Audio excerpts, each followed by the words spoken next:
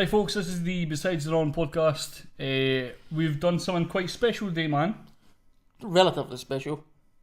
You could soon... it's pretty special. I mean, it's the coolest thing you'll ever see in your life. If you've never seen anything. Basically, for the first time, rather than just getting drunk and doing silly podcasts where we try to not be offensive, but mainly we just do be offensive a lot of the time. We are trying to be offensive. That's it. We do try. I try to sort of keep that down low. This is the first one where it's going to be like a kind of a simultaneous thing. We're going to have it on Besides the Norm, obviously here, and I think I'm going to put it on Scotland Stand Up as well. I like this podcast. Mm-hmm. I liked it. It was a nice one. It was quieter. I mean, the last two we've done have been ridiculous. Mm-hmm. That's it. The Power Hour challenge where we just chatted nonsense, and then their one where we just played songs and then again spoke nonsense. Oh yeah, totally. This one's been an actual podcast where we sat down, had a chilled chat with somebody that's interesting. That's it. Because we're not interesting. Because we're not interesting. That's why we do podcasts. That's it. To make yourself seem interesting. And to see other people that are interesting. That's it. Because we're not. So we've done that. Nancy has been breakdancing since 1994, she says. And I thought it was 84, she said. 1994. 94. And I was a pure baby at that time as well. I would have been going back and forth to Butlins with mum. At that time, craziness, man. But she goes on to talk about the Zulu Nation and kind of all the kind of dance workshops and everything that she does, and it's an awesome podcast, man. Awesome. I really enjoyed that podcast. I mean, I didn't say much because I'm the politics guy, but I mean, it was interesting because obviously you can more about hip hop in general than I do. I'm just sort of. I'm a kind of rapper that doesn't rap anymore. That cares about politics because I'm the politics guy, and that's pretty much my entire. Well, that's it. Well, we've done this, and we're hoping today kind of mirror this, so getting kind of like guests in. One of my ideas was to get kind of just mad guests that they like total like madness. Should we say the kind of plans we've got, the kind of people we've got planned? No, didn't mention it. Didn't mention it. We'll talk about it on another one. Right. I'd rather not talk about it until it actually gets done, and then we could sit and yap about it. Right, that's a good idea. Because these things have some nice plans though. We've got nice plans. These things have a kind of wee bit of trouble sometimes trying to get stuff done, and then people don't turn up, and it's just especially when it's sort of as niche as we're totally. planning on going. But it's basically you're going to be like people that have like mad jobs, basically, or interests and stuff like that. So it's going to be awesome. We're the Vice of Scottish podcasts. So it's going to be crazy, man. It's going to be good. So this was Nancy, and you could check this out now. Hi folks, welcome to the Besides the Norm podcast. I'm Scuba, and obviously Monk's here. What's up? Nice one. And we've also got Nancy Mcandrew, aka Tracky G. Excellent, man. You want to tell Guy folk a wee bit of background about what you do? I've been a B-girl for 31 years. Started in 1984, just after I seen Beat Street and Breakdance movie. Decided that was the way I wanted to go down, and I've been hip hop ever since. Excellent. So how did you get into that? Was there many sort of dance classes that you were able to go and check out and stuff? No, there was no dance classes. You had to make them up yourself. All the moves you actually had to make them up. We had no video cameras, no TV that could show you, no YouTube for the youngins out there, nothing like that, no computers. So it was basically trial and error half the time. You just worked it until you got the moves right. That's something you never think about, is that nowadays when you go and try something, you can go and see what the legends done and how they, if they made a mistake, you can see the mistake, and then you've got the benefit of hindsight to go into it. And you can improve, but back then there's nothing to improve on. No. You've just to be the best you can, and that's pretty much. I guess it's a good life goal to just be the best you can. That's it. It's all about beating yourself. Aye. Being the best so of the best. Did you manage to get better by sort of like, when did you start meeting people that were kind of interested in the same thing? Well, it was very sparse at that time. There was really just there was me, my brother, and a couple other guys that we danced at Jackie's, the nightclub. At that time, it was all Northern Soul sort of thing that we were into, all the disco, Northern Soul stuff. We used to do the competitions, and we just all got together and we went to see the movie, and we thought, we can do that. That's the way we're going, sort of thing. And we all just got. We used to go down. I'm for the Links in Kirkcaldy, and we used to go down onto the prom, and the first head spins were done on an LP cover. Right. Just on the basic road with an LP cover, that was where the head spins were done. Then we got a tiny bit of linoleum, it was about 3 foot square, and that was doing your knee spins, your back spins on that, and we eventually progressed to a bigger bit of linoleum that Nairns donated to us, so it was fine. And then it got to the stage that we were out all the time, every night after your work and everything, you were away doing the prom and we'd all meet down there, but then it got to be winter sort of thing, the weather, so couldn't do it outside doing the prom, so we'd go like underneath Tesco's where they have the wee subway bit down there, and we'd practice under there if it was raining, so that at least the linoleum was dry and that. Take the beatbox down to the town centre and everything and just bust the moves.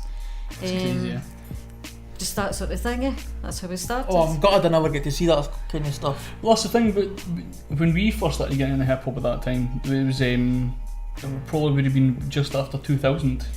We hadn't heard a lot of people that done this stuff. Obviously we live in Kenway, so we live in a field, basically. That's what happens here. So it's kind of hard to find a lot of people.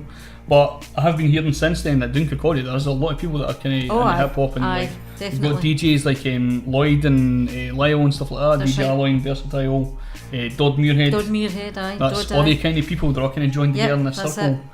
Same like we'll mention Craig Forrest as well, because you've been right. Craig, I taught Craig when he was about 11. He's now 28. So that's it. It's crazy just knowing that there's that kind of hip hop revival sort of thing in Kirkcaldy is quite unbelievable. And we are way out the way. We had nothing. we were really late getting into this, so we're now just sort of catching up, trying to find everything out that we can possibly find out.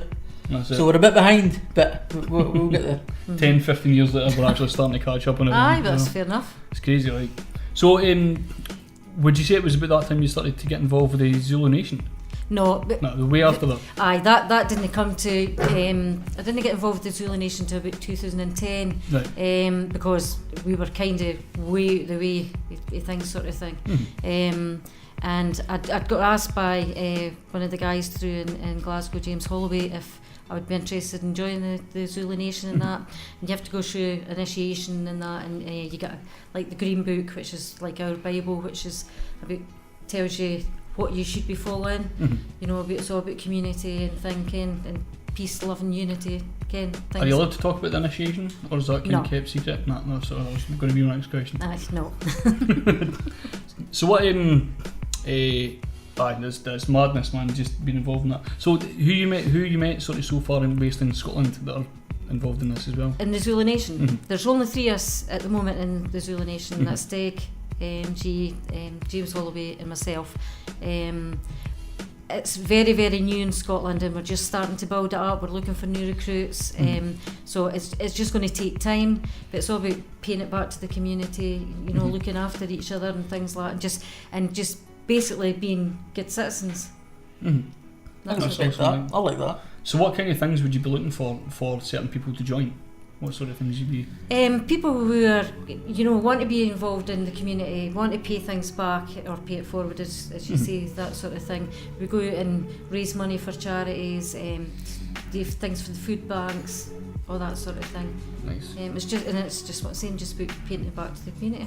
Excellent. Like, you do a lot of dance classes now as well, so that'll probably be like a lot of your contribution towards that as well. Yeah, definitely. And so I try through my dance. I teach 2 classes a week at my daughter has a dance studio, Energy Dance Studios in Kirkcaldy, and I teach 2 classes a week there for the kids up to adult, depends who's coming sort of thing. I'm already on my 2nd generation, the B-boys and B-girls, so I'm now teaching the kids I taught. That's cool, I like that. Cool, man. So still, I always like the look on the kids' faces when they first come into the class, and they're like looking for the teacher, and then I go, right, let's go, and they're like, she's like an old woman. I can imagine that. She can't do anything, and then you get doing busty moves, and they're like, aye, okay. I can trust this woman.